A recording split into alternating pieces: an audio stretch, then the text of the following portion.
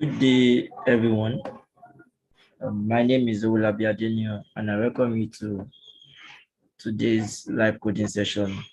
And this is most likely the last coding session for this cohort, as this is the second live coding session for stage E. So, as I stated last week, I was talking about I wanted us to work on using Azure for machine learning, and I stated that most of them were not free resources. But fortunately, I was able to get one resource that was free in a way of sorts. And I want to recommend this page. You just come here and type free Azure resources and you come here. So seeing as most of you have probably created an Azure account. Not even probably, you must have created an Azure account for you to get to stage E. Is this the page I'm looking for? So, okay, this is not what I'm looking for. So these are resources that you can use to like skill up at least. Since you have the basic knowledge in already with this, I think there are ways that you can just know that these are ways for you to increase your skills on using Azure, and they will not cost you any penny in doing that. So when you come to this page, as I said, I started by searching for free Azure resources. So um, when you come to this page, you see these are the free resources available on Azure, at least these ones. And then when you click on this button here, see all free resources. So this is an exhaustive list of all of the resources that are free on Azure, and they are free on Azure, and anyone can utilize them without paying. So there are some that are free for a period of 12 months, because if you remember correctly, when you created your account and added your billing, you were told that some are free for 12 months to new customers and stuff like that. So these are anyone that you see that there's a free period, they state that 12 months. Those are the ones that are free for the 12 months. But anyone that they state always, these are the ones that are free always. But there's also a limit you get. So there's a limit also, a monthly limit. Some are unlimited monthly, while some once you get to the limit, you start paying. So these are a lot of free resources that you can use. You can see the Azure Cosmos DB and stuff like that. So some of them, it might be that, for example, I think here they listed machine learning. For example, if I come here somewhere around here, machine learning should be listed. So what they are just trying to say is that the machine learning platform is actually free. You can create a machine learning studio and stuff like that. But there are some services that you might want to do in the machine learning that might not be free. But coming here, you have a lot of opportunity to see some of the free resources that you can play around with and do and skill up anytime that you want to do so. So going into the stuff for today proper, what we're going to be using, the service that we're going to be working, the AI service is cognitive search. So what's cognitive search? As you can see, it is there. What cognitive search does for us is that it gives us a way for us to be able to use artificial intelligence to intelligently search a lot of data. And it also makes searching easier in the sense that it helps you index your data, that you can now search for your data in a smart manner, and you can search for your data actively, in the sense that now you don't have to go through the process of searching. Is not a burdensome process anymore. It has been made easy with the use of AI techniques to just it gets to the fastest method to for you to get your data. And the way it works is that it works for almost any type of data. Normally, when you are searching through a list of numbers, for example, or when you are going through a range of numbers, it's a bit easy to search between numbers, right? Because, okay, you can say you can divide by something. Once you divide by, let's say, 10, you can know where the range of your number is based on the result of a division by 10, or things like that. Or based on if your number is greater than it, you go to this part. If your number is greater than that, you get. But when you start searching for things like words and letters, that's when it is a little bit harder, because it's not easy for you to say that they are looking at almost any possible combination of words that you want to search through, and it is not easy. So cognitive search is a way for us to make our searching process of documents very, very easy and streamline the process. So this service has been provided to us. I don't know, you guys must have also heard of something called Elasticsearch. So with Elasticsearch, and these are search, there's something in AI called searching. It's like a whole paradigm in AI itself, where the goal is to what, find the best way to search for a particular thing, to get to that particular stuff that you're searching for, to get to it the fastest way that you can get to it. So cognitive search is one of those stuff that have been provided to us for us to do it. So today we'll be working with the Python SDK. This is probably going to be our most, normally we could have done it using the GUI and all, but I also want us to have a view of coding and stuff and like that. So we'll be working with the Python SDK for cognitive search, and then we are going to, with the way cognitive search works is that you have a database. It is not actually, it is semi-structured data. You have three types of data. There are data sets that are structured, there are those that are non-structured, and those that are semi-structured. And semi-structured in the sense that it is not actually, it has to follow a particular format. And the format is not rigid. It's just, you see it, we are going to work with the sample data that I generated with ChatGPT.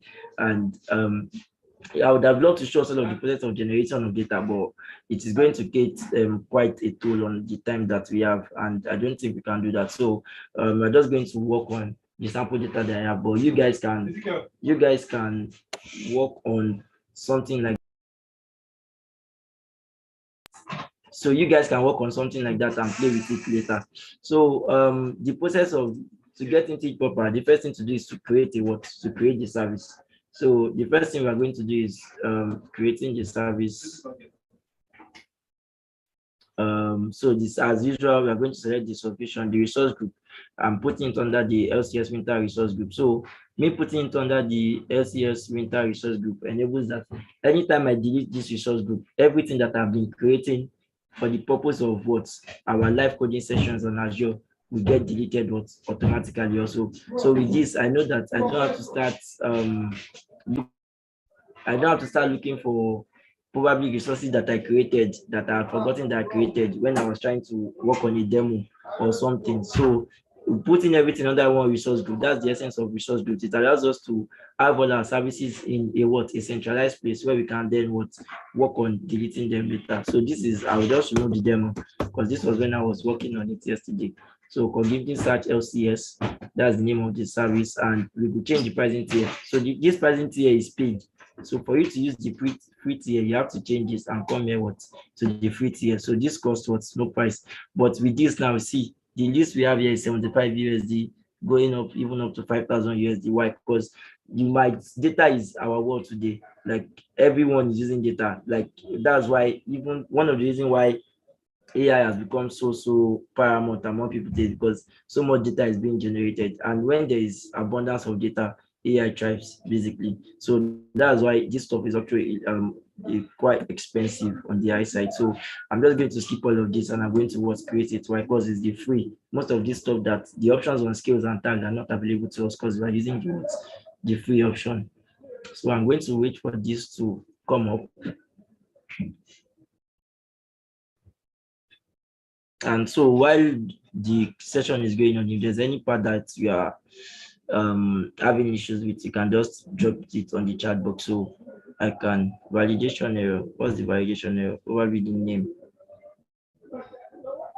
Oh, I see. So I have to delete the previous one. So for the free quota for cognitive search, you have this opportunity to have one apparently. So I have to come here and delete this because I want us to start the whole process for the beginning. So I'm going to delete this and then create a new stuff for us to use.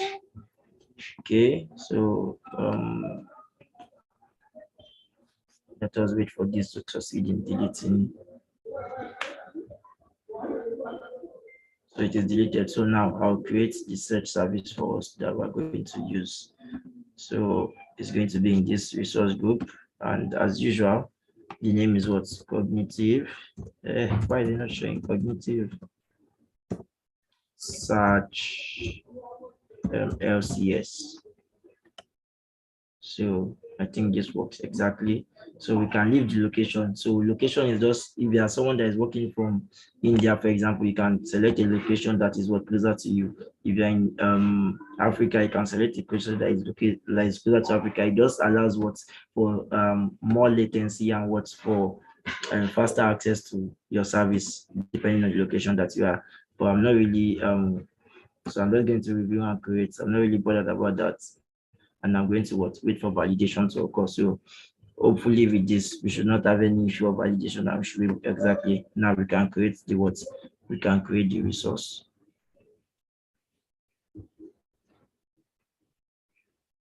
Okay.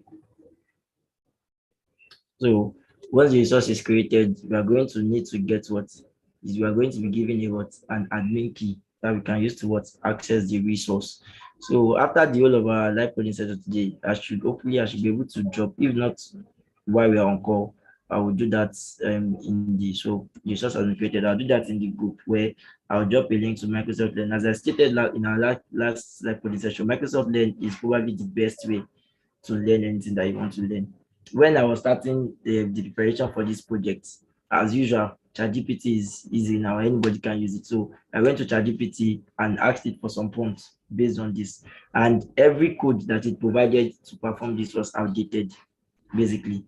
All of the modules that it provided, all of the inputs that we're told to make and stuff like that, everything was outdated. So trying to use it to come up with this lesson was providing a lot of errors. Even the module that I was told to install was also an outdated module. So I had to revert back to Microsoft Learn and then start following the process. And even with Microsoft Learn, it was faster and very, very easy because I was able to just pick what I needed to prepare this session at the same time. Because this is also my first experience with cognitive search. Normally we use Elasticsearch and other stuff like that.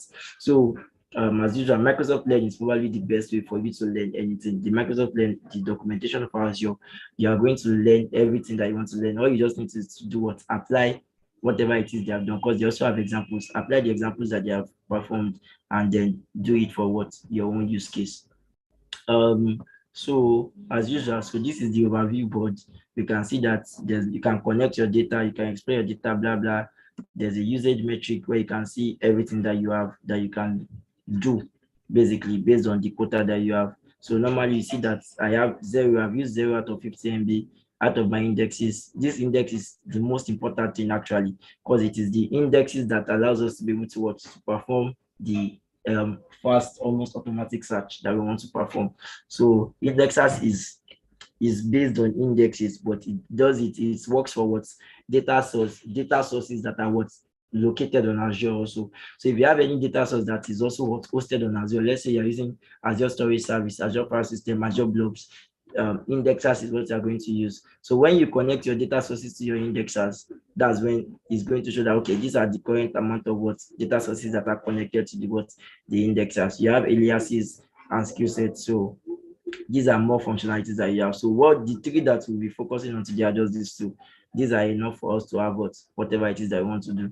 So the most important thing for us to be able to access this particular service anywhere we are is to have an API key. So this primary admin key is what you are going to be using to access it. So normally when you're working for your organization right now, your key is not going to be made public the way it is, but we are doing a live coding session, so and I'm going to delete the service immediately after, so it's not bad. So now I'm going to copy this key and I'll show you where I'm going to paste it later. So now we are going to have to move to Visual Studio Code where we are going to start all of the coding. So I'm going to change my screen now. So exactly this. So I don't know if you can just confirm if my screen has changed to the VS Code so I can proceed. Just drop a chat or something to confirm for me that my screen has switched.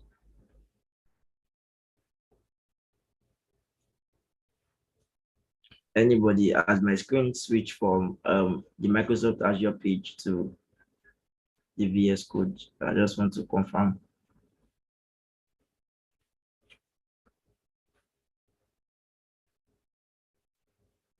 Hello, can you guys hear me? Is it that I'm not connected? Yes, it has. Oh, okay. Thank you. Yes, it has switched, sir. Okay, thank you. So now I'm on the VS Code and I'm going to open up the terminal. So Microsoft Azure, the way they work on, the way they implemented their Python SDK. SDK is the software development kit. Is that they don't want, before it used to be everything was bundled into one everything was bundled into one module or one library exactly. But they have now decentralized. So they have implemented it in a way that you only install, because that was making it bulky. So let's say, for example, you just want to work with Azure Blob Storage, but you have to install the library for all of the other Azure services. It's made it bulky and it made things working on things, it made it stressful. So they have decentralized now, and anytime you want to work with a particular service, you just install the module that is needed for that particular service. So the module that is needed for this service, normally I would have created a virtual environment, but now I don't think that's needed, is the Azure search documents module. So normally this should install in an environment that has not been installed previously. But since I've installed it previously, okay, that's not the correct word. But since I've installed it previously, I would not have the issue of it will not install. It just tell me that all of this has been all of this has been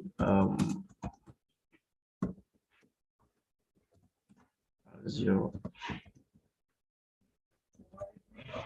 And this should be it because it doesn't work then. I'll just go through. So, but since I've installed it previously, I would not, okay. So it's the S. I forgot the S that was meant to be behind it. So requirement already satisfied. Why? Because I've installed all of this when I was performing the demo. Well, for anyone, the first thing that you have to do to use the libraries and the imports that I'm going to be using here is you have to do what?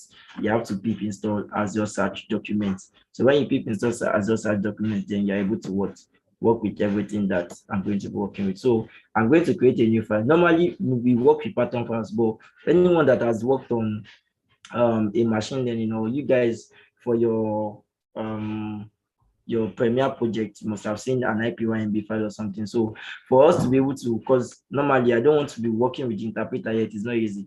But I want us to be seeing, I want us to have an interactive section, like an interactive coding where you can see the result of, well, you can see the result of whatever it is that you're typing. So I will not be creating a .py file, I'll be creating the what, let me, IPYNB file. So that's what the IPYNB file is normally worked with is a Jupyter notebook file. So it allows IPython notebook. So we are able to type in code and see what the results in different cells. So it's not that we have to like write the whole code and then run the Python file for us to now start seeing the result of whatever it is we are typing. So I'll be using the IPYNB file and I have to select my kernel. So I'm selecting the Python 3.10 as usual. So I'm going to wait for, okay, I think that has done. So to test it, I'm just going to do a print test. So if this prints out successfully, then our IPYNB file is working as expected. So it will take a while because we have to connect the kernel and stuff like that. But we are just going to wait for that to run through successfully, and then we are good to go to start coding and then accessing our key. Exactly. So our kernel has been started successfully, and then we can do it. So yeah, the convention when working on machine learning project is to import everything that you need to do to do all your imports is going to be done in the first cell. So this will with this now, anyone that is working on your code, or even you working on your code, you have a place to reference where you imported all your modules. So everything about importing is going to be done in the anything about importing is going to be done in the first cell.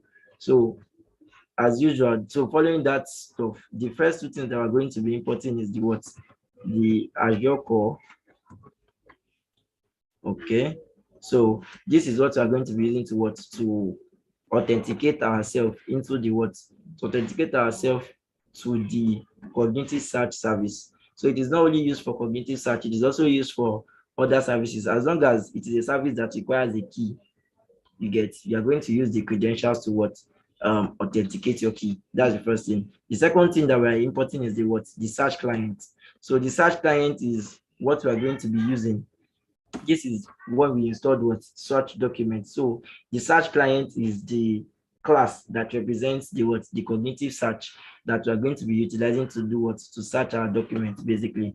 And then the next thing that we are going to be importing for now is this here.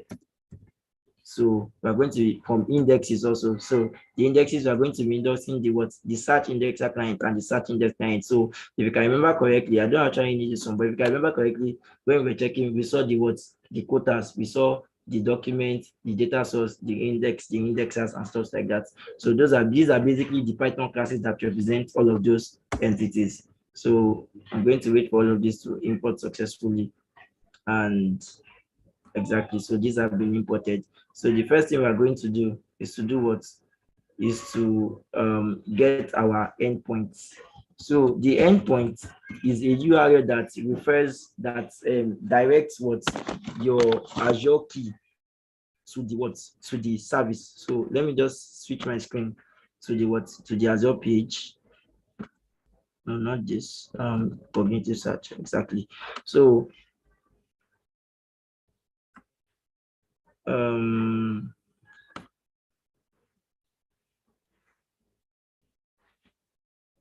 cognitive search share. So this is the screen that I want to share. So switching to this screen, we can see that's the API. So when you come to the overview here, we have the URL. So this URL is the endpoint that is directing us to this particular cognitive search service. So you can have multiple services that will have multiple URLs, but we're all working with the same development kit. So this is a way for you to specify the actual service or the actual cognitive service URL that you want to work with. So back to our Visual Studio Code. So I'm going to paste our endpoint here. Okay, this is meant to be in a string. And then the next thing that we're working on is our key. So I'm going to go ahead and then come here. I'm just going to go to that place to copy our key and then paste it back into this place. So what we are copying is the primary admin key. So you can give the secondary admin key to other people to also work on it. Okay, that has not copied successfully. So copy and then paste. Exactly. So this is the key. So this is our endpoint on our key, and this is what we'll be using to authenticate and also direct our search clients to the service that we want it to use. So to just show that, I'm just going to initialize the search client. Okay. I'm going to, but before I initialize the search client, we have to do what? We have to specify an index name. So an index is basically you can think of it as a what? You can think of it as specifying a table where you are specifying all of the different columns that are contained in that table. So you that you are creating this, number one, you have first-hand info of your data sets. So you having first-hand info of your data set allows you to know the kind of index that you create. So let me bring our data sets to this folder where I'm working. I actually would have wanted us to work on two data sets, a smaller one and a bigger one, but this is 425 already. I don't think we have that much time, so I'm going to be working with just the bigger data set, but the methodology is the same. But I just wanted us, and I'll actually still try to show it where we can show that you can have more than one index in a service. Let me just, I'm actually working on a screen that I'm not sharing. I just want to copy all of the data sets, so I won't have to do that again later. Control C and actual Control V. Exactly. So now coming back here, we should have two more files. Exactly. So these are going to act as a data set. So your data set can be almost anything as long as it is a file that can be read in. So it can be a text file, it can be a CSV file, it can be an Excel file, It can be any file, as long as it is a file that can be read into the what into Python, you can work with it. But even the fact that your data set can be anything does not allow your data set to be structured in any manner.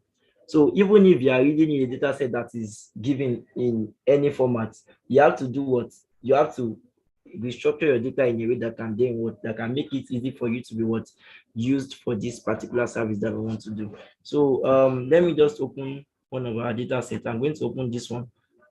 So this is a sample data set that is given to us in what? In JSON format. So JSON format is JavaScript object notation format. So this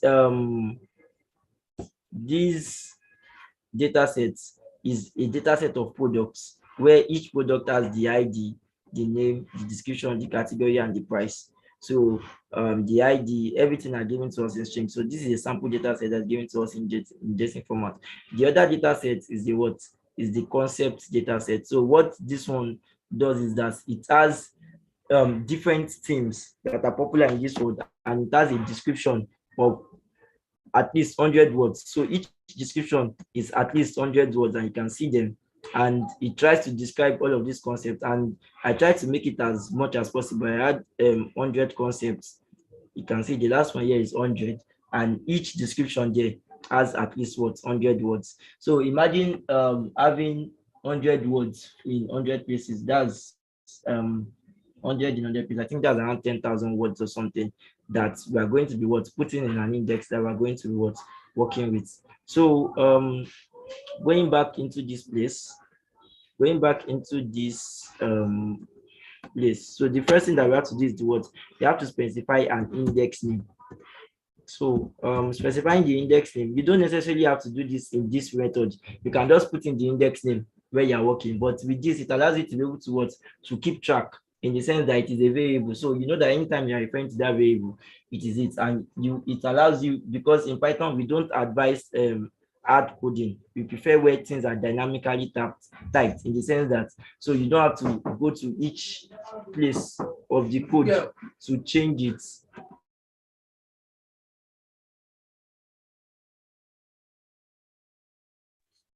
You don't have to go to each portion of the code to change a variable that you have typed in, because it was all typed in as a variable. So you can just do what edit that variable, and you have made the changes to what to everything that you want to make. So the index name that I'll be using, we're going to call the index name concepts.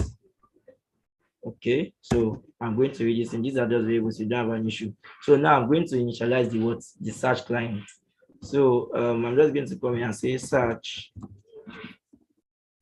Okay, client is equals to search client.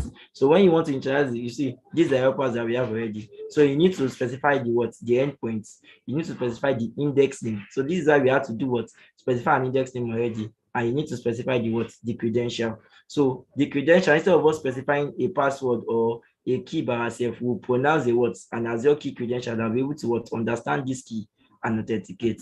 So the endpoint is what you have specified. The endpoint is equals to endpoint. So yeah, I could have just as easily typed concept as the index name, but it's better to use it this way. So I'm just going to type index name, and the last thing is the Azure key credential. So working with the Azure key credential, we have to do we have to call the Azure key credential class that we have specified before, and this is now going to be passed in. We're now passing the key. Okay, so I'm just going to call in Azure key credential, and I'm going to pass in the key as the variable to it. So if I run this should go successfully. Exactly. So our search client has been installed. So if I do a type of what search client is in small letter, it will give me an instance of Azure document search client that we can work with.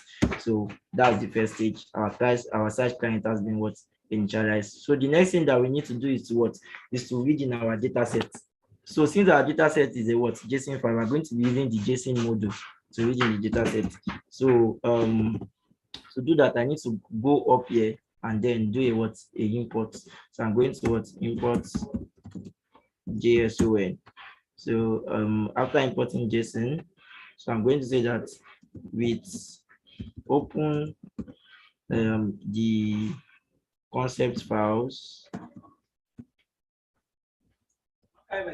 concept.json. I'm going to read it as F.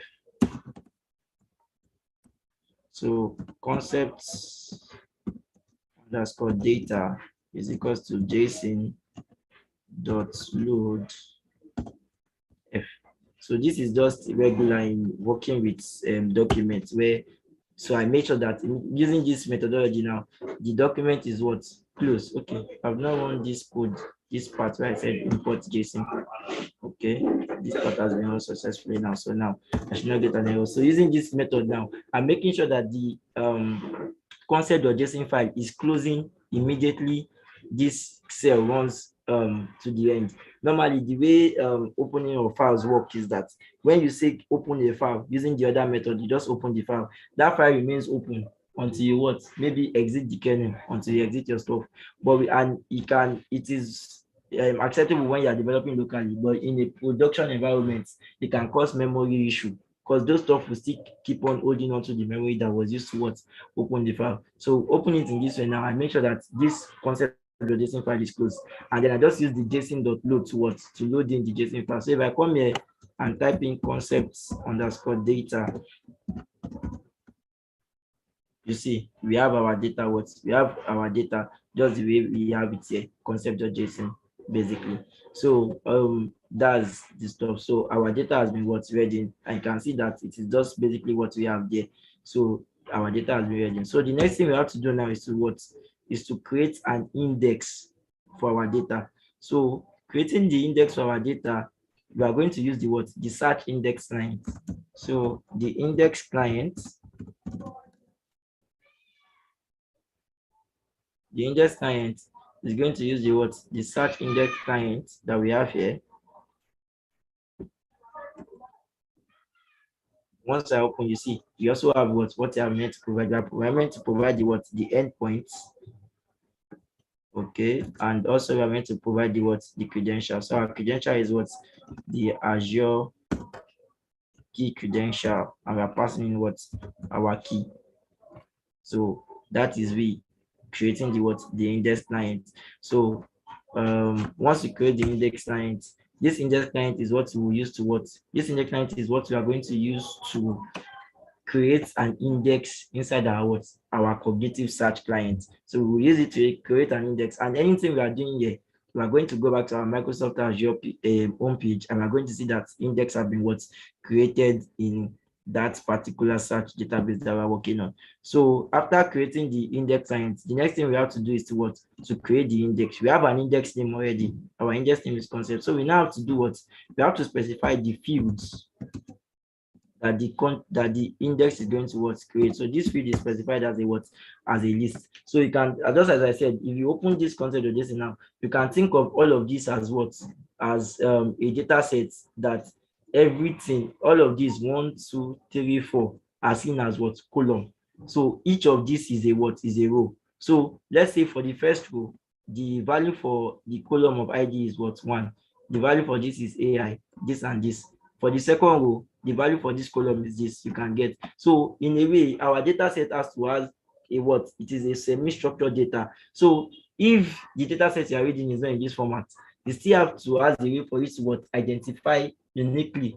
Let's say in a way, the abstract way you can just look at it is to see what you are tabularizing your data. So if it is hard for you to work with data set of other formats, you can always convert any data set you have into what? Into JSON and then work with it. In the sense that, let's say I'm just giving a data set that is full of text.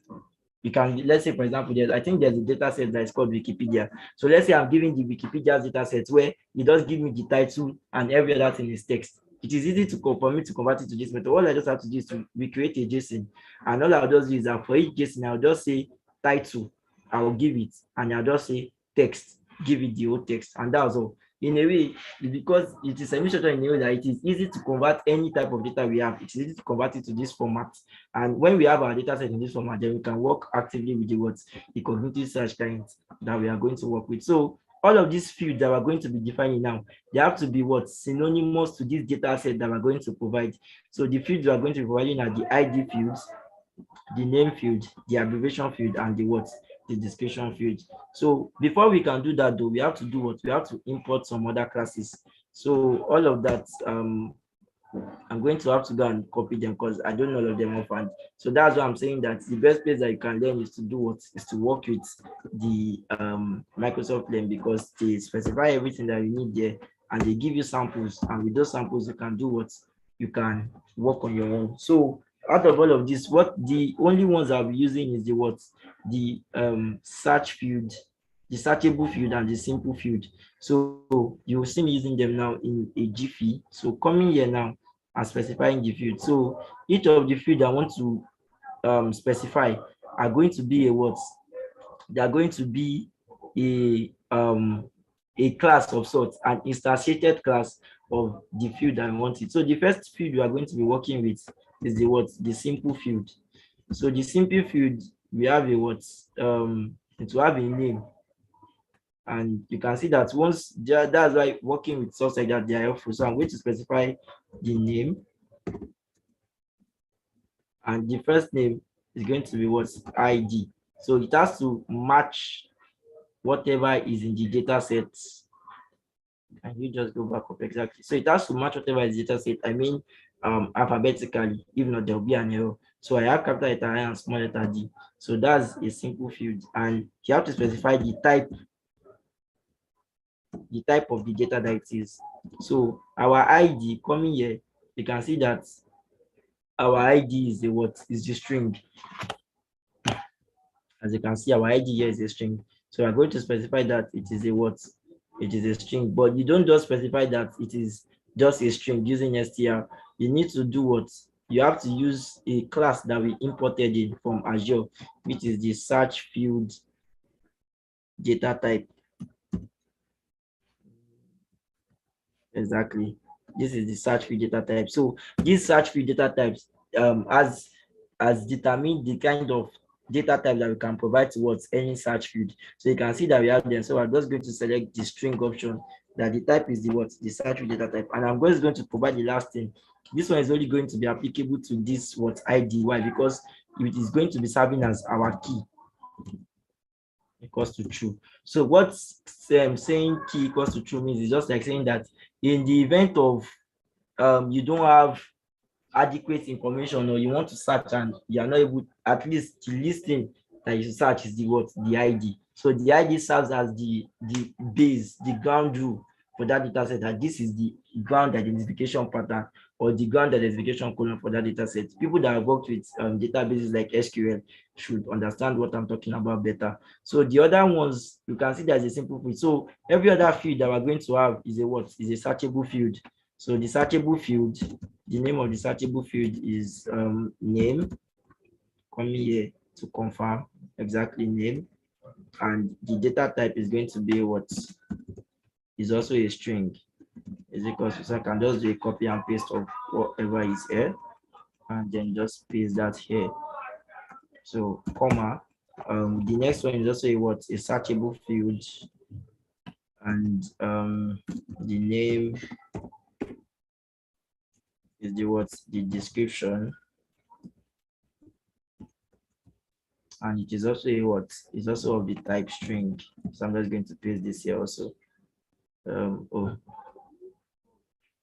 not specify type. TYP is this. So the next one, so I can just, instead of pasting my time, I can just Control C, Control V. I have to provide the comma here first. The next one is what? Apart from name, okay, abbreviation even came before what? Description. All right, so I'm going to change this here to abbreviation, and our description is a small letter D. So these are the what? The fields that are contained in our data set, and these are also the fields that will be contained what? In our index that we're going to be using to what? The index the data set. So it's just logic. You cannot want to index something and then provide things that are not contained in that what? In that data set. So after providing the fields, the next thing that we're going to do is to do what?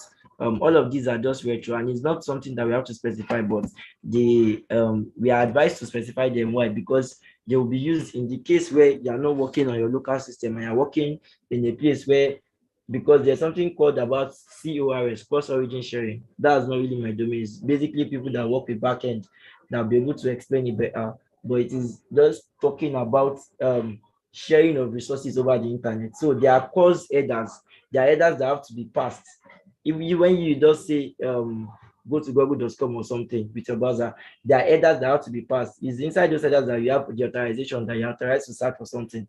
So it's those headers that allow the process of your browser or any place that you're accessing the internet. That is what tells the server that you want to get information from, that this client that is sending this request has what right to get this particular information that is what asking for. So that's why we are specifying these here, but they are just status quo and it's not really something that we need to what search ourselves with. So the index is the what. So now we now have to what specify. We are now doing the creating the index. So the index is from the what, the search index client, and starting the search index client. Oh, sorry, we are not going to use the search index client. We are going to use the what, the search index. So these are search index, and we are going to specify the what, the name of the search index. So the name of the search index is the what, the index name that we used what previously. So you see now, so if peradventure I want to change the index name without saving it as a variable previously, I have to go and change it in the what, the search client. I also have to come here and change it.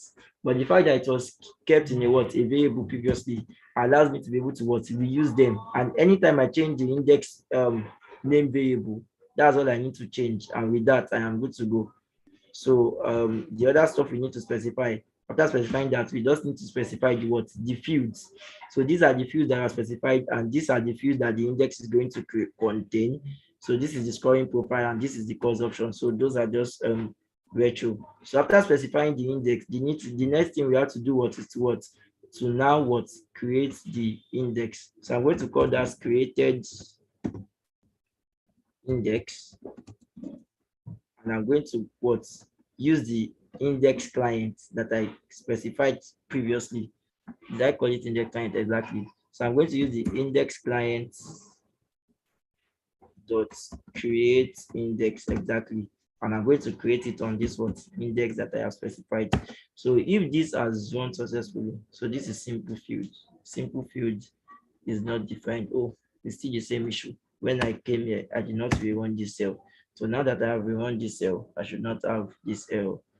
So that's why we always, you see. So in a case where you come back to what, to rewrite your code, or in the case where you exit this kernel and come back here, the fact that we have put everything in this first column, when we just run this column, all our words, everything that we need to be imported are done automatically, and then we don't have the issue of what, import is not there, or we have not imported this at any point or the other. So control enter, and this running successfully, our index has been what, created on that database. So let me switch to my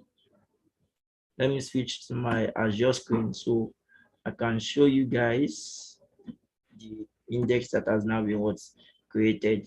So I hope my screen is showing now. So if I come here and click on indexes, you can see now that we have an index that's been what's created, but this index is still what's empty. You can see that we have a document count in that index is 0, and the story that is using is what, 0. Why? Because after creating an index, we still also have to what, we still also have to specify, we now have to what, upload document to that index. So that index has been created, yes, but the index has to work for a specific document. So that document is what we're now going to create next. You can see that if I come here and see fields, these are the fields, and you can see that we specify this as the key. So these are stuff, all of these that we have done, we could have done it online, but I would just wanted us to use the SDK, as that shows more adeptness on our part. So now that we have created the search index client, what we need to now do now is to what, upload the data. So the process of uploading the data is just easy. So uploaded data is equals to what? So it's the search client that we created previously. So this search client is what we're going to do, what, dot upload documents. And I'm going to upload the what, document is equals to concepts data. So normally this is meant to actually be contained in a what, a list. because the way this stuff take all of those documents is it sees each of those documents as a single row. So normally we are meant to have what a list that will now contain those concept data, which are all different strings. But because we are working with Python, and if you can see the way our list was, our data was ready, I think it was around there. If I just come here and say concept data,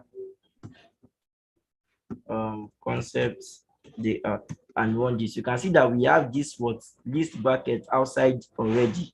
So that is why, because of the way this data set has been ready, and it is also due to the way that I stored this data. So let's say I had stored this data without this here, and also without this ending closing list here. I'd have had to specify what in this IP1 file.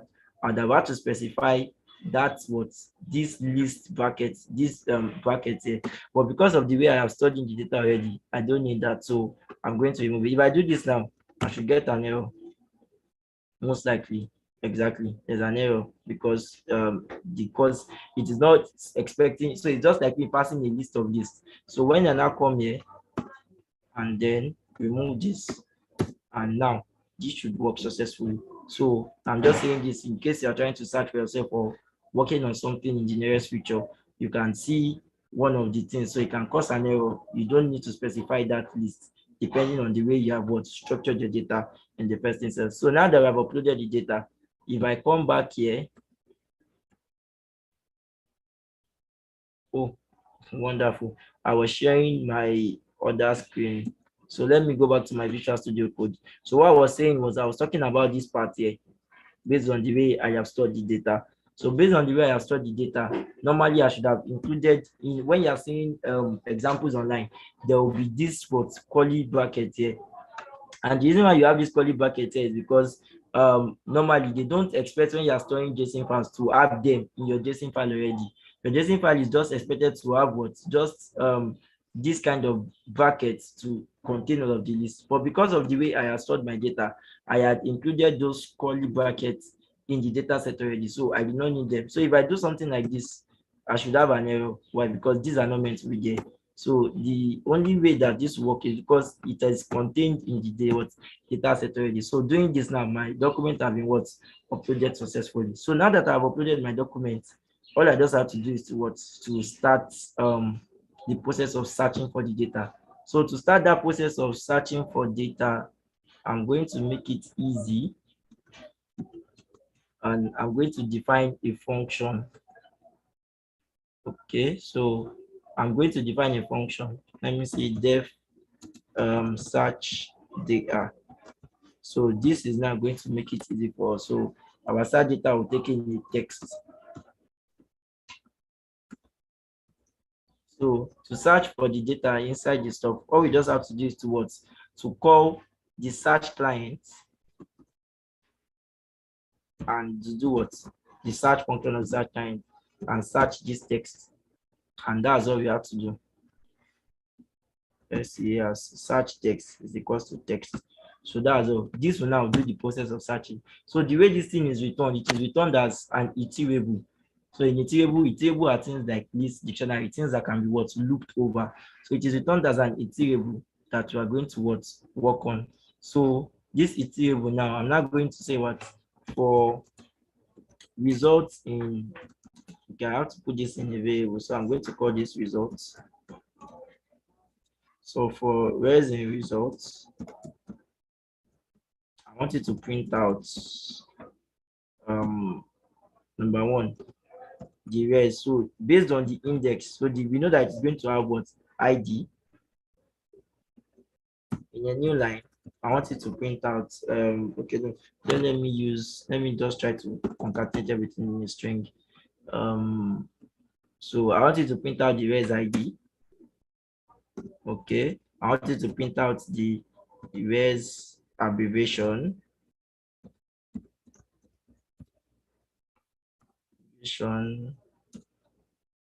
and then I want you to now print out the in a new line. So just print out the description in a new line. Print out the res description. So with this now, that's all. So I'm just going to define this function. So the reason I'm doing this is so that I will know I will not have to be retyping all of this every time again. So I'm going to run this. And so now let me search our data.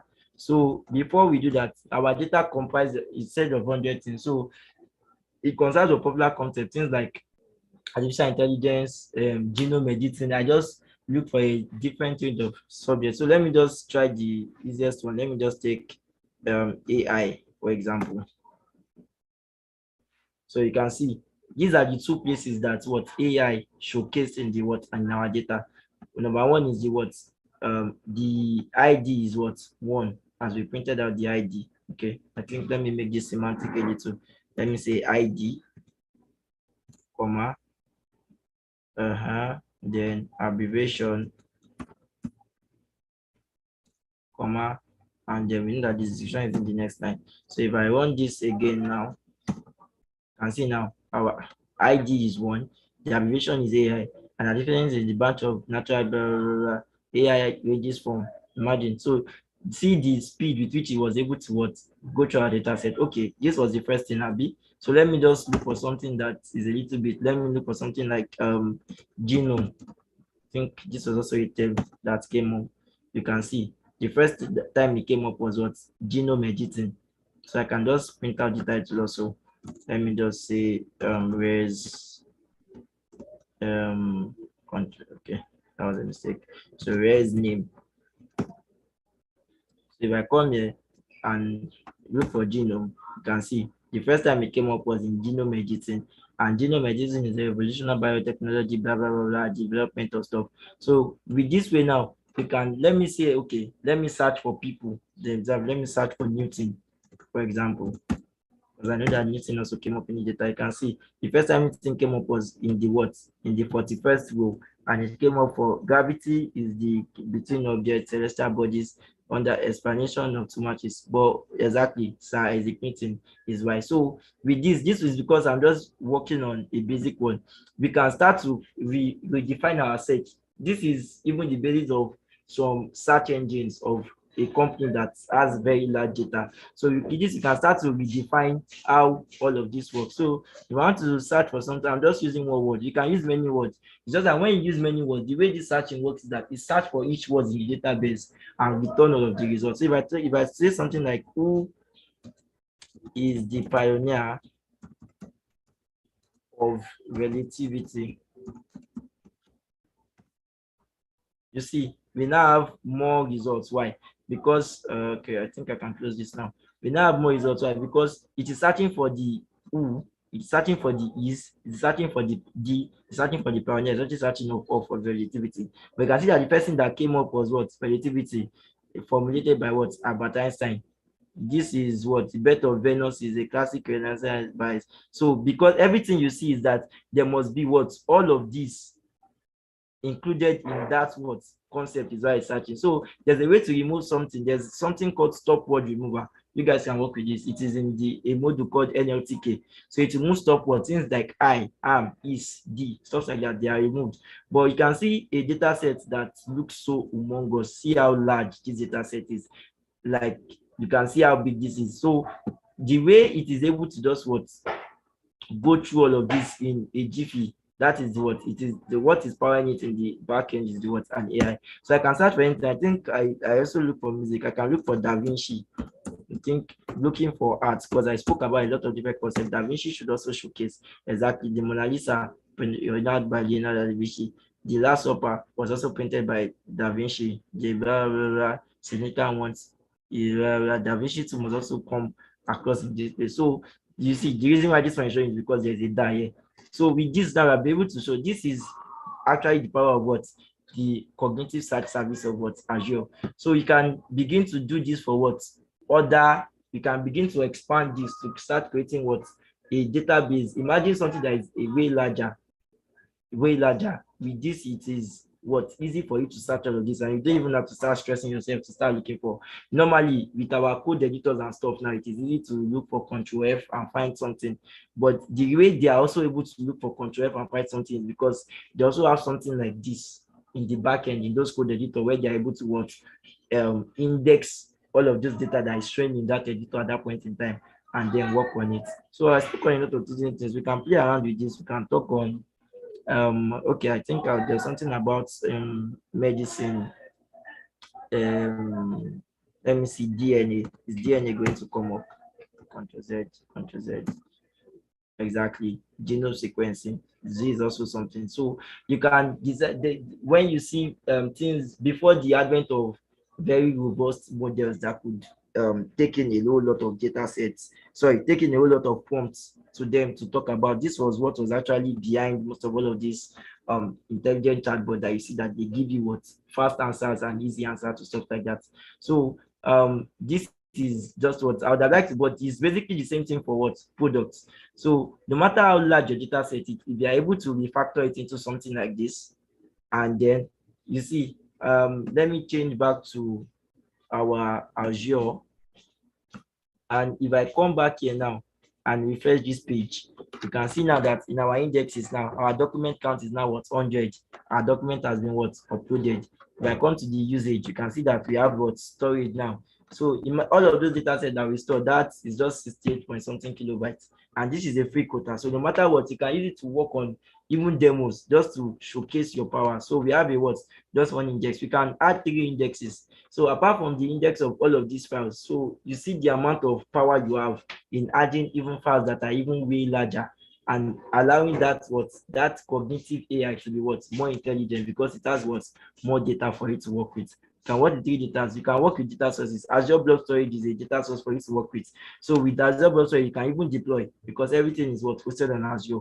Aliases and skill set is a way to add more intelligence to your cognitive search and your cognitive search AI. So with that, I think we have come to the end of today's live coding session. I hope I was able to show you guys one of the wonderful ways that you can play with Azure. So with this can even be deployed as a website for your portfolio, just to show that you're able to link Azure Cognitive Search and stuff like that. And as I stated earlier, when you go to the free services page, you see a list of different free services that you can work with. There's something called Azure Face where you can use to detect face. I wanted to work with that, but you need access to some of the things that you work with. So Azure has provided us with a lot of free services, and it is actually something that is worth knowing, because there are even things that you can use to make your own life easier for yourself. So imagine someone that is working on, that you are even students, you can just create something and index textbooks even, for you to be able to get to the exact part of the textbook that you want to get to easily.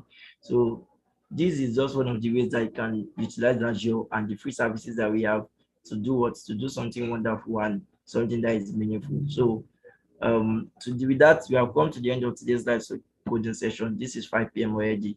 So if there's any question that anyone wants to ask, you can drop the question in the chat box or just say anything. So I will still try to provide the link to Microsoft Learn, but if you just go online and search for Microsoft Learn, it's easily available. Any service you want to use, once you go to Google or any search engine, type the name of the Azure service and then type in Microsoft Learn in front. You see a documentation, how to use it, example cases of how it has been used. And with that, you are good to go to work with almost anything that it is that you want to work with. Since there's no question or anything, I hope that means that we're all good. So thank you for attending today's live coding session, and this is probably the last live coding session, because this is the last stage of your coding, and you guys work on your capstone project, and you should be all. So you guys will try and work on your tag along project, submit them, so at least you'll be able to get your certificate of completion for the internship. And I hope you guys have learned a lot, and we can still be interfacing on Slack if you have any question or anything that wants me to have a say on. So thank you everyone for coming, and have a wonderful day.